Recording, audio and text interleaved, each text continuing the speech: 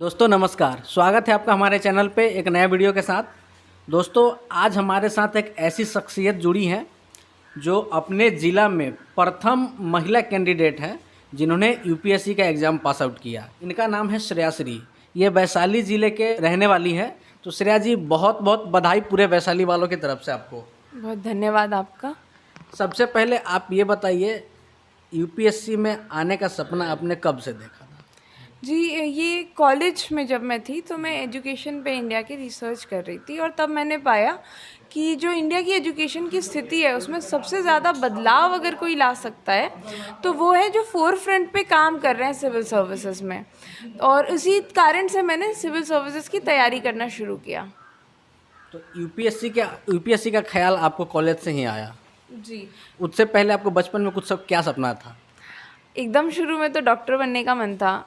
उसके बाद धीरे धीरे इस चीज़ पे आया कि देखते हैं जैसे जाएंगे। कॉलेज की शुरुआती सालों में मुझे रिसर्च करने की ज़्यादा इच्छा थी, पीएचडी में जाने का मन था। सब्जेक्ट कौन सा था आपका? मैंने इकोनॉमिक्स से ग्रेजुएशन और मास्टर्स दोनों किया है। इकोनॉमिक्स करने के बाद आपने यूपीएससी में आया, इसके और भी रास्ते से आप आईएफएस में जा सकती थी। आईएफएस जो फॉरेन सर्विसेज एग्ज़ाम है वो सेम से होता है। मेरी first preference IAS and second preference IFS थी। मेरी रैंक अच्छी आई है, इस कारण मुझे अपना फर्स्ट प्रेफरेंस सर्विसेज मिल जाएंगे। आपका मीडियम कौन सा था? English medium. English medium. अच्छा, अभी जो बच्चे तैयारी कर रहे हैं उनको क्या सजेशन आप देना चाहेंगे? वो हिंदी मीडियम से आगे बढ़ें, इंग्लिश मीडियम से, कौन सा बेटर रहेगा? मीडियम आपको सिलेक्ट करते समय दो चीज़ों का ध्यान रखना चाहिए। एक तो आपका कंफर्ट लेवल और सेकंड अवेलेबिलिटी ऑफ रिसोर्सेज। तो अभी ऐसा है कि यूपीएससी जो है वो किसी भी मीडियम से आने वाले छात्रों के अगेंस्ट डिस्क्रिमिनेट नहीं करती है। एग्ज़ाम आपके 8th शेड्यूल में जितनी लैंग्वेजेस हैं सब में कंडक्ट करवाए जाते हैं, तो वो आपकी फ्रीडम है, आप जिस भी लैंग्वेज में पेपर देना चाहें। और बात जहाँ तक रही रिसोर्सेज की, तो ये मैंने ज़रूर पाया है कि थोड़ी जो स्टडी मटेरियल है और अपडेटेड मटेरियल आता है उनका इंग्लिश के अलावा भाषाओं में थोड़ी सी कमी होती है। तो यदि आप ऐसा कर सकते कि आप इंग्लिश में पढ़ के और अपना पेपर हिंदी में लिख पाएँ तो आपका जो कंफर्ट लैंग्वेज है उसमें एग्ज़ाम देना सबसे ज़्यादा प्रेफरेबल होगा। आपके जो पेरेंट्स थे उनका क्या सपोर्ट रहा, शुरू से क्या योगदान रहा? इसमें सबसे ज़्यादा सपोर्ट तो मेरे पेरेंट्स का ही रहा है। हमारे घर में ऐसा है कि मेरा एक भाई भी है और हम दोनों भाई बहनों में कभी भी कोई फ़र्क नहीं किया गया है। जिसको जो अपॉर्चुनिटी चाहिए, जिसको जो रिसोर्सेज की नीड है, मॉनेटरीली या सपोर्ट की या गाइडेंस की, हमें अगर किसी से मिलने की ज़रूरत है ताकि हम अपने डाउट्स पूछ सकें, तो सब चीज़ का दोनों को बराबरी से मौका दिया गया है। और साथ ही जब मैं तैयारी कर रही थी उस दौरान भी मेरे पापा बैंक में हैं, उनके काफ़ी ट्रांसफ़र्स होते रहते हैं, पर उसके बावजूद पूरी कोशिश की गई है कि मेरी पढ़ाई डिस्टर्ब ना हो। तो इस चीज़ के रूप में भाई मम्मी पापा तीनों का काफ़ी सपोर्ट रहा है। जैसा आपने बताया आपके पापा का ट्रांसफ़र होते रहता है, तो फिर आपका एकेडमिक एजुकेशन किधर कहाँ से हुआ? सर पहले मेरे पापा एयरफोर्स में थे, उसके बाद बैंक में आए हैं। तो मेरी जो एजुकेशन है वो ऑल ओवर इंडिया हुई है। मैंने कुछ साल यहीं दरभंगा में पढ़ाई की है, फिर हम लोग चेन्नई में रहे हैं 5 साल, फिर कुछ साल नागपुर और सिंगरौली, यहाँ तक मेरी स्कूल एजुकेशन हुई है। कॉलेज की एजुकेशन मैंने आईआईटी कानपुर से की है। तो और उसके बाद फिर मैंने यूपीएससी की तैयारी की है। अच्छा, और आपके 10th और 12th में परसेंटेज मार्क्स क्या थे? 10th में हमारे सीजीपीए आता था, तो मेरा 10 आउट ऑफ 10 सीजीपीए था और 12th स्टैंडर्ड में 96% मार्क्स थे। मतलब आप स्टार्टिंग से ही ब्रिलियंट स्टूडेंट रही हैं। ब्रिलियंट के बजाय थोड़ा मेहनती कहना प्रेफरेबल होगा। मेहनत मैंने पूरी की है। मुझे हमेशा मोटिवेट किया गया है कि अगर आप अपनी तरफ से एफर्ट डालेंगे तो पॉजिटिव रिजल्ट्स आएंगे, और मेरी तरफ से कोशिश यही रही है। आप अपने ज़िले की पहली फीमेल कैंडिडेट है जिन्होंने यूपीएससी क्रैक किया, कैसा लगता है आपको? सर जहाँ तक मेरा नॉलेज है, पहली फीमेल कैंडिडेट जो आईएएस बन रही है रादर देन यूपीएससी क्रैक करना। I am pretty sure UPSC की लिस्ट में और महिलाएं आई होंगी यहाँ से। कैसा लग रहा है, मैं ये मतलब गर्व से थोड़ा ज़्यादा दुख की बात है कि आज़ादी के 75 सालों के बाद भी इस ज़िले से, जहाँ की जो कल्चरल हेरिटेज है वो इतनी स्ट्रॉन्ग है और ऐसे स्टेट में है जहाँ टैलेंट की कोई कमी नहीं है, फिर भी अगर कोई फीमेल आईएएस अभी तक नहीं बन पाई है तो ये काफ़ी दुख की बात है।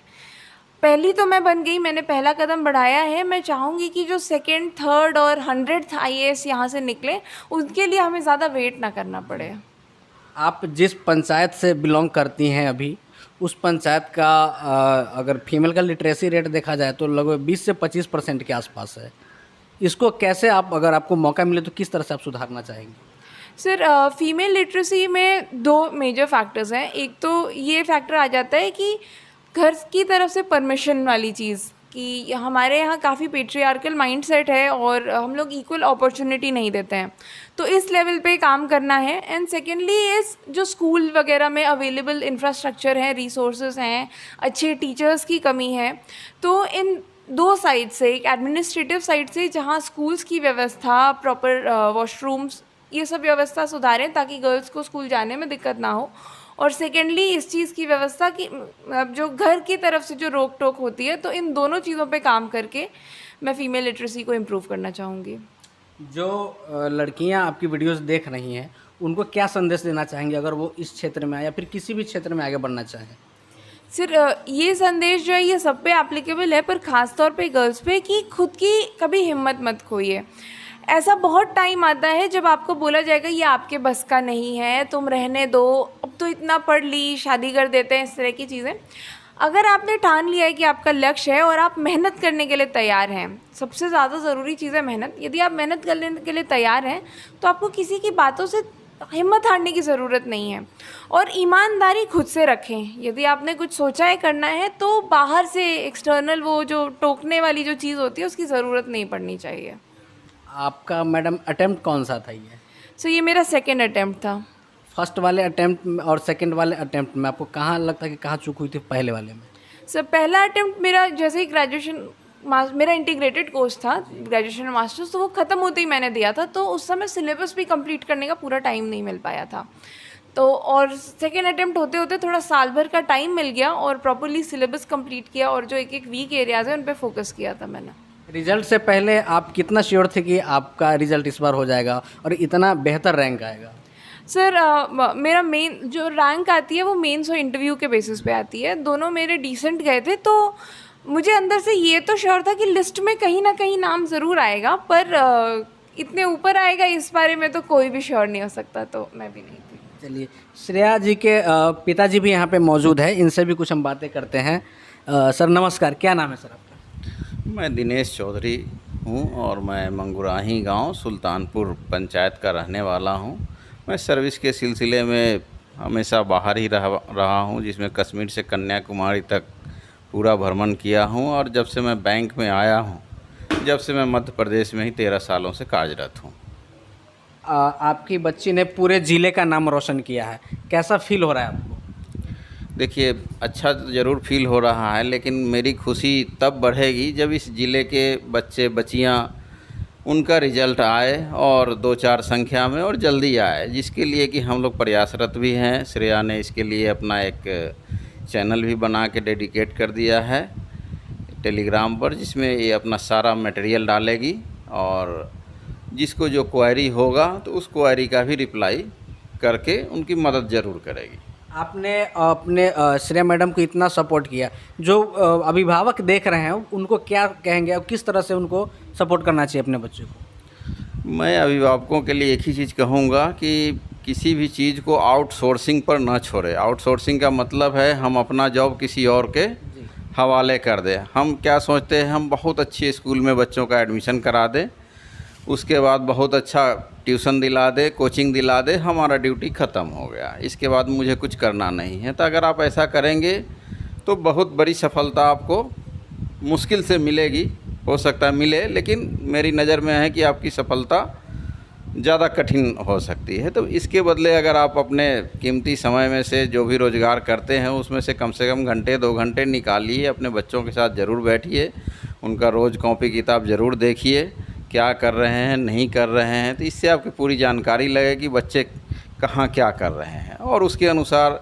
जहाँ जैसी ज़रूरत लगेगी वहाँ आप वैसा गाइडेंस करिए। आप स्कूल के टीचर से, ट्यूशन के टीचर से ज़रूर मिलिए, उनसे बातें करिए, कहाँ दिक्कत है। अगर आप बार बार जाएंगे तो आपको रियलिस्टिक पिक्चर बताएंगे और उस अनुसार आप एक्शन ले सकते हैं।